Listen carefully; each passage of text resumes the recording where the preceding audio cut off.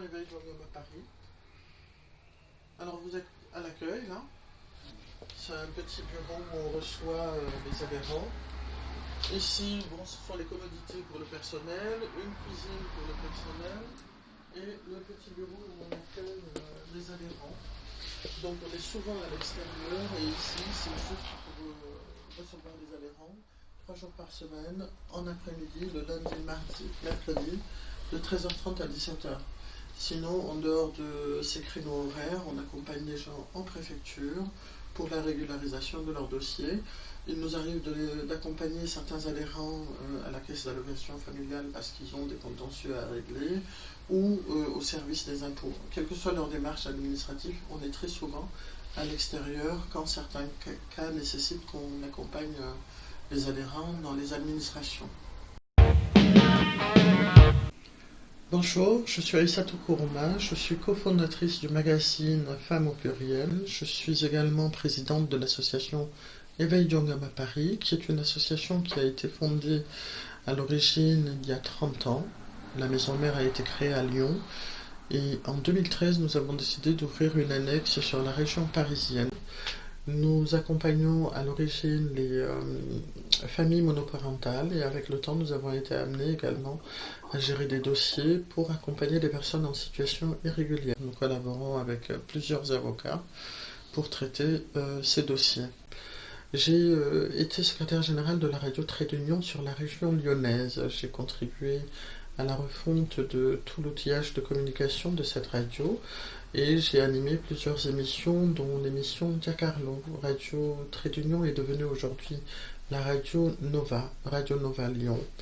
Et avant de collaborer avec la radio Trait d'Union, j'étais sur la radio Pluriel en région lyonnaise. Aujourd'hui, de retour sur la région parisienne, je travaille à temps partiel pour l'association en région parisienne et pour mon agence de communication globale.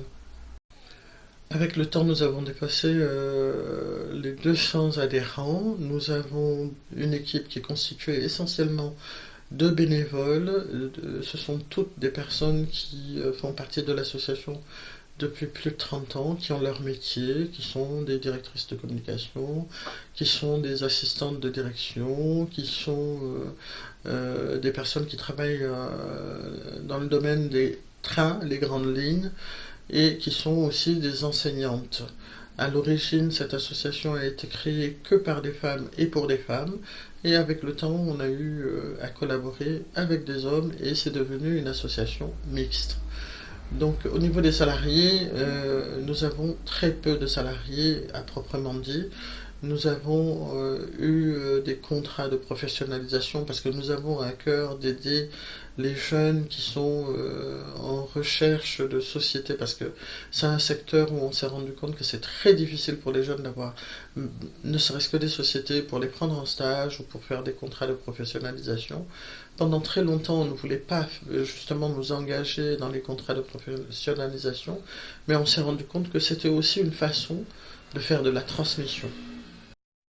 Actuellement, je travaille sur un nouveau projet de création d'un nouveau magazine et d'une web TV dont on vous parlera très prochainement.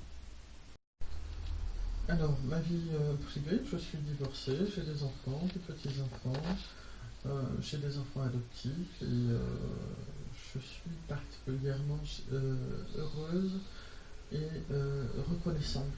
Tous les jours, je rends grâce à Dieu pour cette grande bénédiction. Alors pourquoi je me suis investi dans le milieu associatif?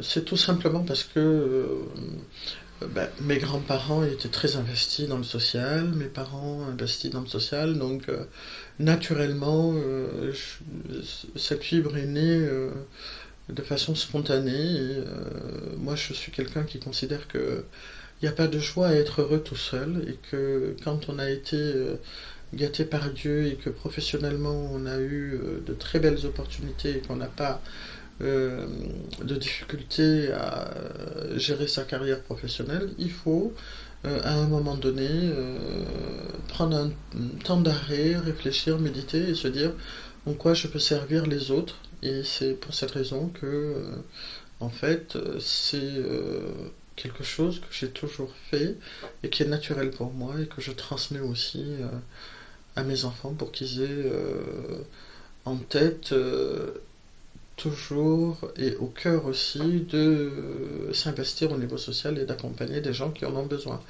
Bien évidemment, il faut gérer son temps, il faut savoir prendre du temps pour le travail, prendre du temps pour sa vie personnelle et familiale, mais aussi prendre du temps pour les autres.